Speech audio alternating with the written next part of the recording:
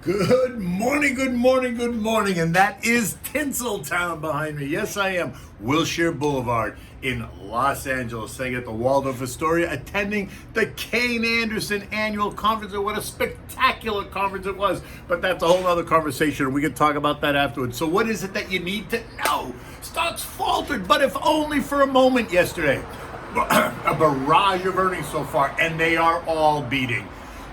Ford shatters the expectations. The stock is up 10% in the pre-market. The Fed enters the quiet period.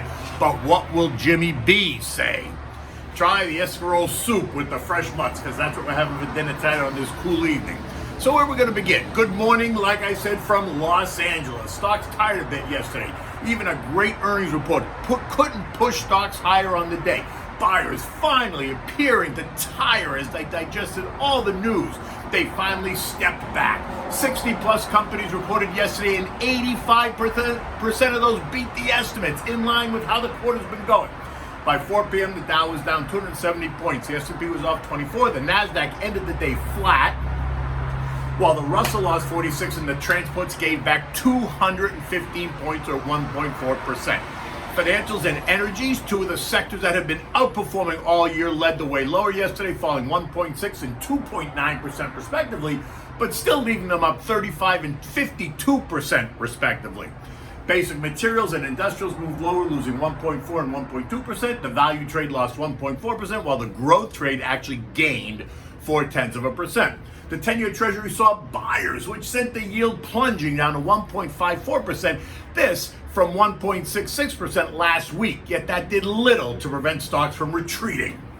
The VIX, which has rallied a bit off the lows seen earlier this week, but remains below all three trend lines. Remember what I said on Monday, when the VIX ticked at the lows not seen since June of 2021, it was causing me a bit of caution, right? Just because when it gets that low, something always happens to create some uncertainty, which causes stocks to back off a bit, which is what we saw yesterday, but let's see what happens today.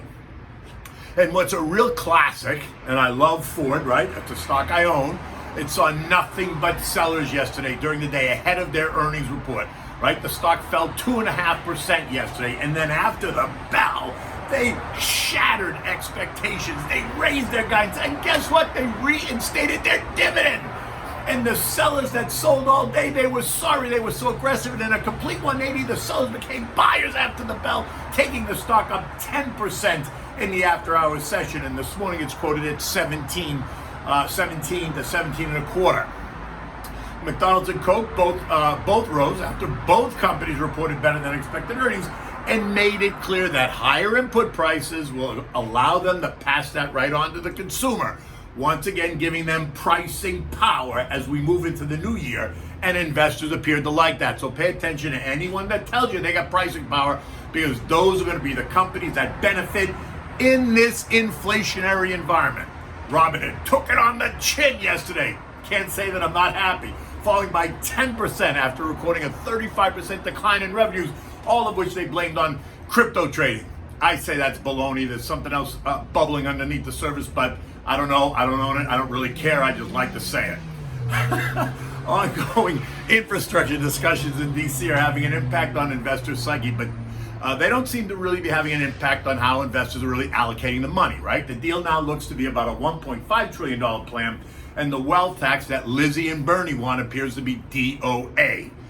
Joey taking his limo to Capitol Hill this morning to appeal to the progressive wing of the party to support the lesser bill so he can claim a win when he goes to Europe later this week. Recall, it's the progressive wing of the party that refuses to support the lesser bill because they didn't get everything they want. Right? All the freebies, they didn't get what they wanted, so they're stamping their feet.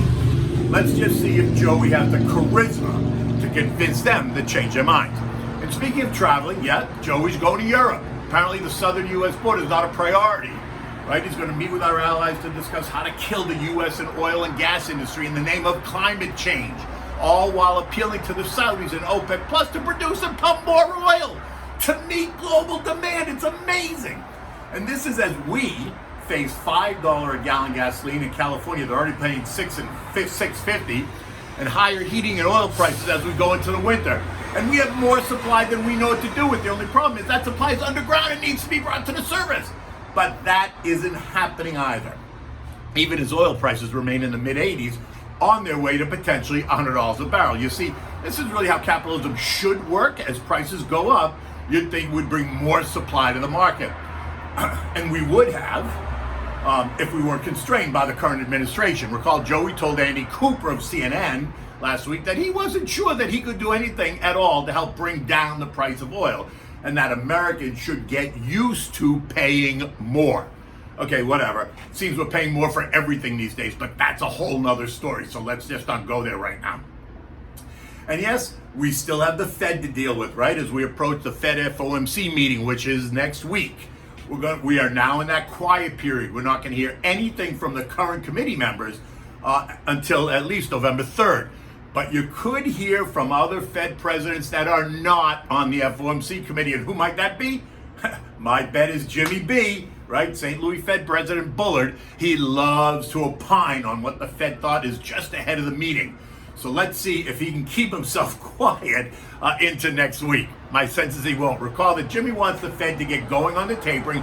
He's also a bit more hawkish when it comes to interest rate increases, which are now expected to begin in June of 2022. And that is what's going to cause the turbulence for investors in the weeks ahead. Will Jay Powell continue to tell us that the tapering and interest rates are mutually exclusive? Because that's what the market expects. So any change in that narrative is going to cause investors to rethink this and then to reprice stocks based on the current outlook and the current environment. U.S. futures this morning are up, right? They're up. They're not up huge, but they are up. A little bounce after yesterday. Dow futures ahead by 87. S&Ps are up 15. The NASDAQ up 87. The Russell's ahead by 7. There's a lot of talk about what Joey's going to say to Congress this morning. And remember, he tells us it's all paid for. At least that's what they want us to think. In fact, it is not paid for yet. But maybe we are going to hear more about that in a couple of hours, right? Have they redesigned the plan? Have they come up with some new tax that they can impose that will pay for this program? Economic news this morning. Initial jobless claims of 288,000. That's a good number. Continuing claims of 2.4 million. That's a good number. The first release of third quarter GDP expected to be 2.6%. And that's down from the breakneck speed of 6.7 last quarter.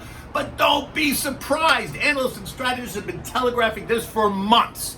So there's no surprise in this, what will look like a dramatic drop. In addition, we're going to be getting pending home sales of what should be up 0.5% month over month, but down 3.1% year over year. Earnings today include Apple and Amazon. And while there'll be a handful of others, the chatter is going to be all about these two, period, the end, after the bell. So expect all day long. European markets this morning are mixed. Investors across the region are awaiting that rate decision by the ECB and a press conference then with President Christine Lagarde. What will she say about inflation? What is she going to say about moving on policy? What is she going to say about taking a backseat to Jay Powell? Or will she be forced to act first? The decision is out, and there is no change in policy. Right now, we just await her press conference. European markets are kind of up across the world, but small. Bitcoin and Ethereum have gotten really beaten up lately as talk of this new coin, SHIB, stealing the spotlight. Yesterday saw Bitcoin trade as low as 57,000, but this morning is once again pierced 60,000. Ethereum is traded as low as 3,900 yesterday, but this morning is trading up at 4,100. Again, that SHIB, I don't pay any attention to it, but apparently it's gaining lots of chatter, right? Lots of excitement. The S&P ended the day yesterday 45.51 on the low of the day, which should mean that today we test a bit low to find out where everyone is. But the after-hours earnings parade produced some key winners, and that's causing some investors to feel like they want to go all in again. And with the latest ECB statement, it should offer some support. Earnings from Amazon and Apple today are going to dominate the chatter, like I said, so you can feel the excitement building as the sun starts to rise. We remain in the 4,400, 4,700 trading band on the S&P, so there's no real change there. So anywhere we're in that is considered normal.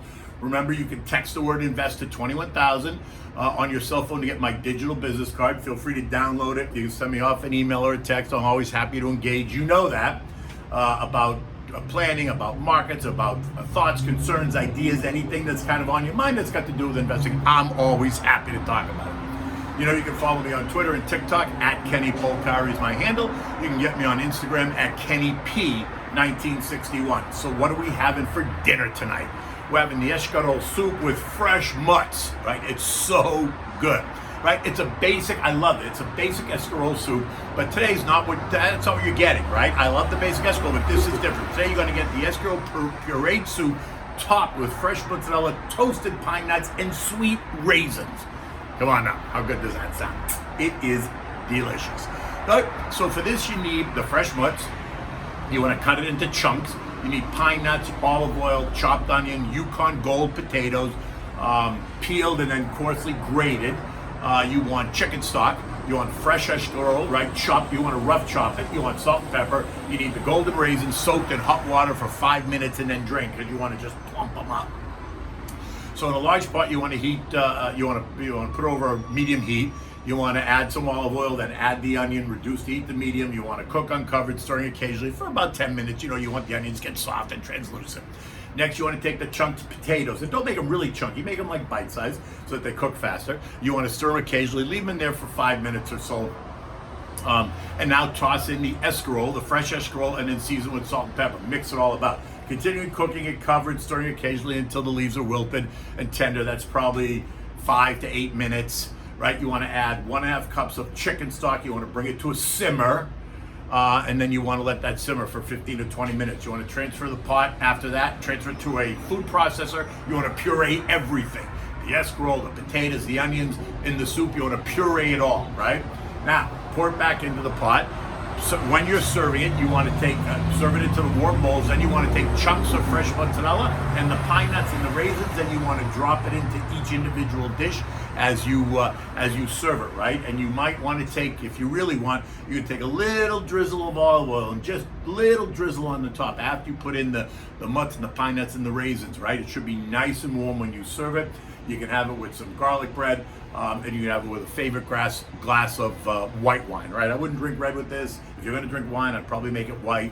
Otherwise, drink what you like. In any event, it's the perfect dish. It's easy to make. It's a perfect dish on a cool evening, right? Not too much work. It's not too heavy, but it is really, really fulfilling. So I hope you enjoy it. And here I am as the sun rises on the West Coast in Tinseltown, and I'm on my way to this conference. Have a great day, and I'll see you tomorrow.